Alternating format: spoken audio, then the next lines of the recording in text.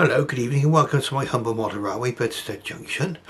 Now this is quite a late one tonight, unintentionally, because I had a phone call from my brother earlier, so I had a lovely telephone conversation, so it delayed the start of my making of this particular video. But we're going to cover some future developments which we had, or recent developments, on my Accurascale Manor class locomotive. Now, we've had a little bit of a sort of a history with them, in that I had to send my first Manor class Anthony Manor back because the pickups were not all working on the tender, and that was one which I bought through a seller on eBay. So that unfortunately had to go back through eBay. I never like having to send a locomotive back. I did it with a very, very heavy heart, I must say. And then I thought, well, I'll get a Manor directly from Accurascale themselves, which is what I did. And this will be the locomotive you'll see in a few moments' time. And there have been one or two issues with this.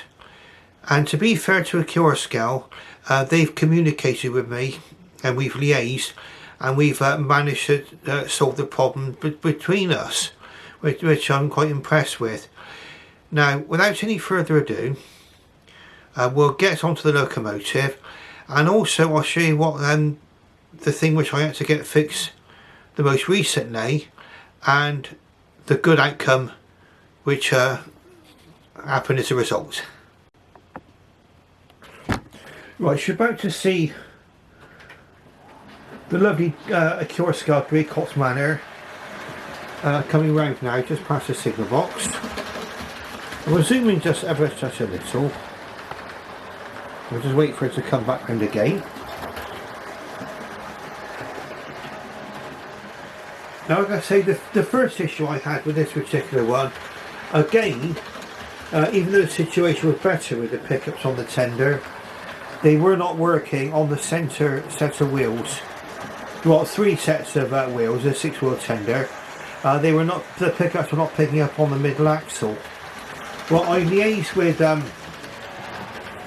Accurascale, and they were quite happy for me to alter those pickups myself.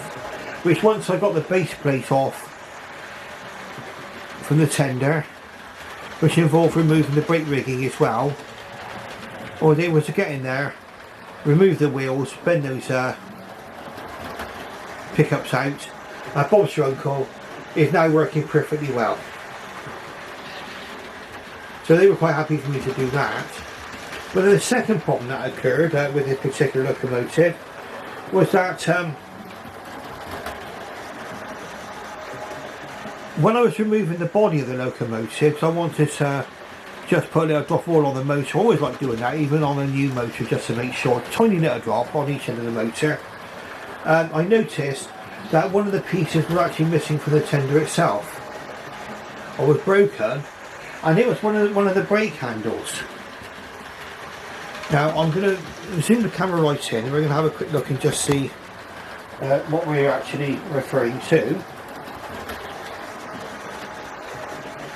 Now, they actually give us a list of all the parts on this particular one here, and we're looking at part number 12, right in the middle of the screen there, part number 12, which is a little brake handle. Okay, you can see if I just point towards that there now, number 12. Okay, that had actually broken off, or was broken halfway down.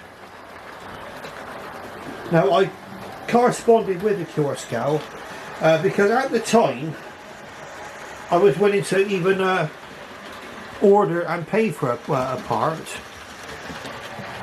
But what they did is that they asked me to send away proof of purchase, which I did by email, and they actually provided that part for me free of charge.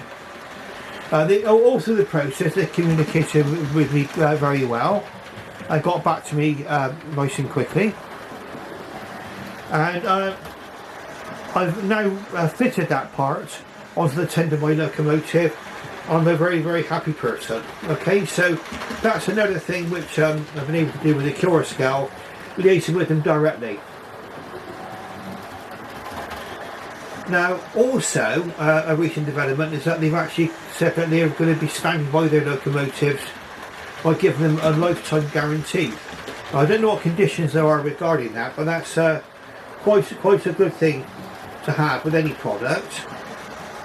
And at the moment, my locomotive is running perfectly well. Now, there is another problem which you can get with these particular locomotives. I had it with my Accurascale Manor, the one I had to send back, and I also started to get it with this one, and that's wheel slip. Now, before anybody starts shouting at the screen and saying, well, the wheel should slip naturally, no, a locomotive of this weight should not have wheel slippage. In fact, it could barely reverse its way out of the siding, okay, and it could barely move itself. I give the wheels a good clean. The actual problem seemed to come and go, and it would appear by looking at a lot of the forums is that the problem is that the wheels came with some kind of protective coating on them, which actually causes the wheels to slip. Now, if you clean the wheels, the actual slipping problem will go away. I mean, in an earlier running session this evening, the wheels did actually start to slip again, and then finally it all stopped. So it seems like whatever's on those wheels is actually rubbing off. Okay, and it's running perfectly well now, absolutely perfectly, as you can see. We're watching whizzing through the station as well now. To our country station over there. Different view of it. I actually did a review of this locomotive previously, and also I did a comparison with the Dapple model. I bought the Dapple model Hinton Manor. It's not on the tracks tonight, so I thought I'd give Rood Ashton Hall a good run tonight, which we'll see quite shortly. But I thought, because of my recent dealings with the Accurascale, it'd be nice to get this one out and actually show you my Accurascale running again. The running is actually improving with time as well. Like I say, the wheel slippage problem is decreasing as I get more and more run time in, and that seems to bear out what's been said on various online forums. So if you find your locomotive is slowing down on bends, okay, on corners, just check it's not just the wheel slipping. Because if it is, in my experience at least, that problem can be easily fixed by wheel cleaning, track cleaning, and also it just seems to go away with time anyway.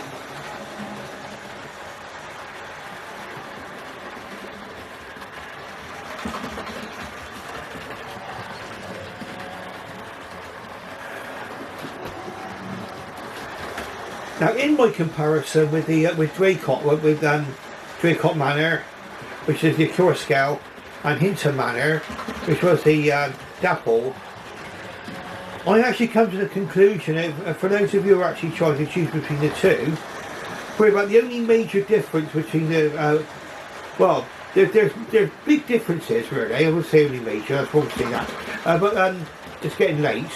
But the main difference is how the DCC chip can be added. The Dapple is much simpler, okay. Also, the connection between the tender and the locomotive on the Dapple is again far more simpler. This one has got a Hornby. It's got a combination of two things actually. It's got like the old Backman style connection with the drawbar, but it's got like a plug going between the locomotive and the tender. Okay, so, but it swings and roundabouts because the actual Accurascale model is fully die cast, or appears to be mainly die cast. I thought that this one had a more vivid firebox glow, but again that's down to personal preference. And in the end I said that it was down to an honourable draw. I would say if anybody tried to choose between the Dapple and the Accurascale, well, if you can, if you're lucky enough to be able to afford to get them both, I would say get both. It depends on which particular locomotive you want to get. I did notice actually by now that the Accurascale models are beginning to sell out. Certainly on the Accurascale site. Tonight, I'm just sipping on my coffee. It's 10:35 on the evening. Like I said, I would have done this a lot earlier this evening, but I had a phone call with my brother and we were talking for quite some considerable time, and lovely conversation. Now we're back with the railway again. I'm actually filming. Okay, so just to recap, my dealings with Accurascale so far have been very, very positive. Now again, the buying method, there were three roundabouts, okay.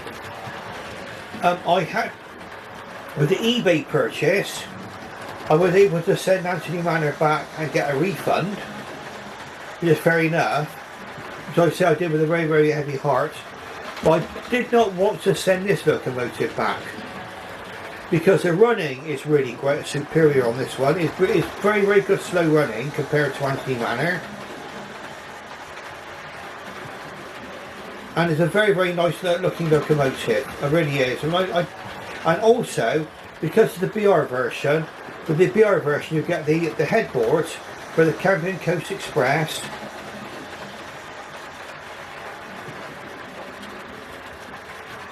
And also, there's another one included as well. I think it's called the Pembroke Coast Express. You look at those headboards, which apparently were only in use in BR days. When you buy something like Anthony Manor, which is a GWR version, you do not get those headboards, because you did not have those headboards applied on the locomotive for GWR days.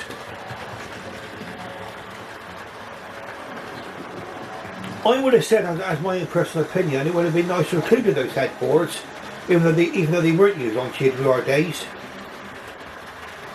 just so that the locomotive owner would have the option of using a bit of artistic licence, which I very often do on this. I mean, I'm not running a prototypical railway, as you can see, and I'll have a different view for a while. And you can see it's a fairly bare bones railway, because I'm more interested in watching my trains run. That's my main attraction. I might get into another situation where, if I get the chance to build another layout, it will come with scenery and all the other embellishments. But for my running purposes, sat here now in my bedroom, I'm quite happy with what I've got here so far. I'm going to put some ballast down. Let's see, we've got the lovely Draycott Manor running around the track now. Now we're going to do a comparison between this model and a much earlier Hornby model, which I've got also here, which is Rood Ashton Hall. So I'm going to give Rood Ashton Hall a run. I think what we'll do is we're going to drive this one into the station now. We'll watch it glide effortlessly into the station, and then we'll give Rood Ashton Hall a quick run, and then we might wrap things up a little bit. Okay, so round we go.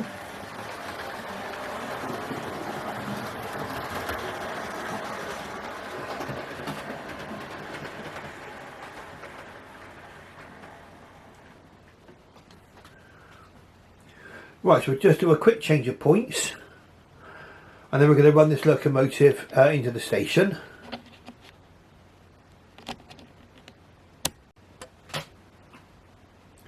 Right, so now we're going to watch our locomotive going in. Now, over those points very well. You'll see very good pickup connectivity there. Not bad slow running, very nice on this one. Loosen up my tripod a little bit more. Well, I just stopped there. That wasn't anything but me with the controller. Right, so we've got both locomotives side by side now. And we're looking at, in the foreground, got the Manor class, Draycott Manor, and the background, Hornby Rood Ashton Hall.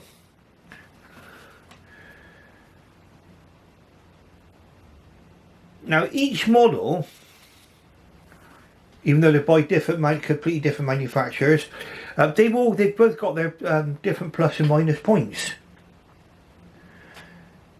And you need to bear that in mind when you're comparing models. I cannot say outright that one model is always 100% better than the other, because sometimes there's plus and minus points for each. This model is very highly detailed, very well made. You would call this a top of the range model. Glowing firebox, everything else. Now, even though the Hall class, Rood Ashton Hall, the Hornby model, is slightly less detailed, it's still a very handsome locomotive. And you could still probably derive great pleasure from running either the Hall class or the Manor class. You might not be able to see this because we're not close up enough, but you've got a blue route on there, the dot on there in blue, and then on here on the cab you've got a red dot. That's showing the route availability. So the Manor, which is the smaller of the mixed traffic locomotives, have got a wider route availability compared to the Hall. So there are some areas where the Hall would not be permitted to run because it's too heavy. Which is why the Manors were created. The Hall is the most common of the mixed traffic locomotives for the Great Western Railway. I'm going to be running Rood Ashton Hall out now and seeing it going around the tracks before we actually wrap things up a little bit.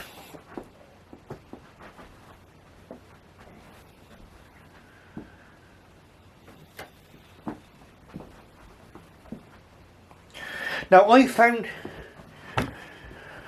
with Rood Ashton Hall, I compared it to the railroad model, and this is more, I would say, of a Railroad Plus type locomotive. Let's watch this one glide out of the station. Again, very good on the running and on the pickups. Now in my experience, I found that most of my Hornby models have been very good runners. I know people have had different experiences, but I can only talk about my own. I just whiz forward a second. Rood Ashton Hall.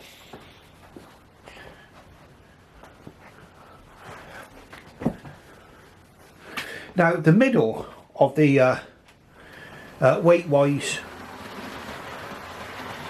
of the mixed traffic locomotives were the Grange class. Now with the Hall class, I believe there were over 200 built. The Grange class there were 80, and the Manor class there were 30. So the most common of the mixed traffic locomotives were in fact the Halls. And these actually provided the inspiration for the Black 5 and also for the LNER for their B17 and B1 locomotives. People were looking for a 460 mixed traffic locomotive.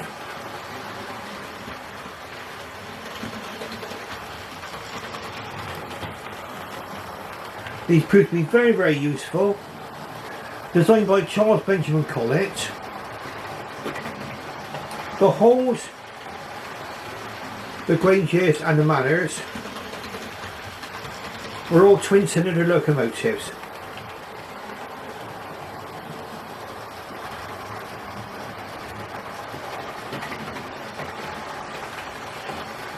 And they were basically in many ways the development of the Churchward Saint class.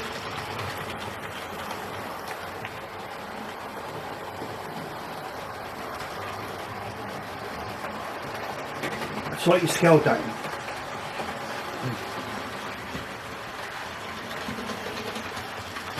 Now Rood Ashton Hall is actually preserved, and in some ways Albert Hall actually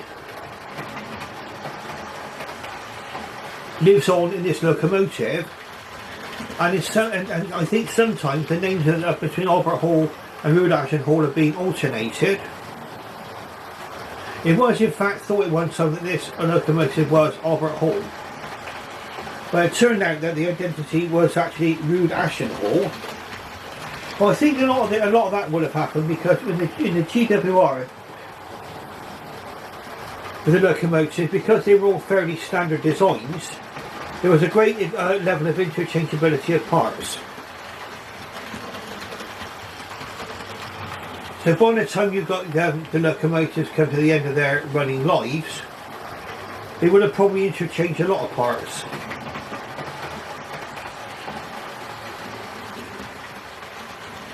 Lovely locomotive. And I bought this one second hand, and it was an eBay purchase.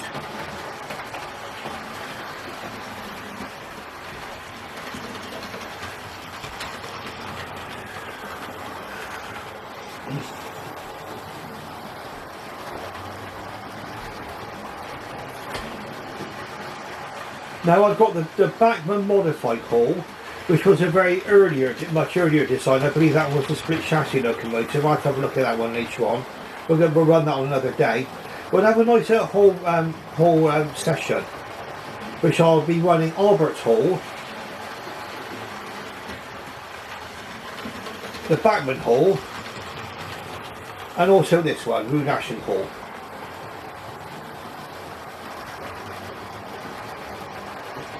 That'll be another video for another night.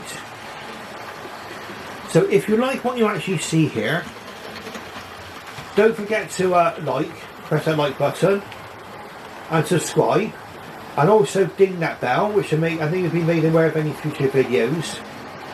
Like I say, it's a bit of an impromptu video tonight because I thought I'd actually tell you initially about the positive experience I had dealing directly with the Accurascale.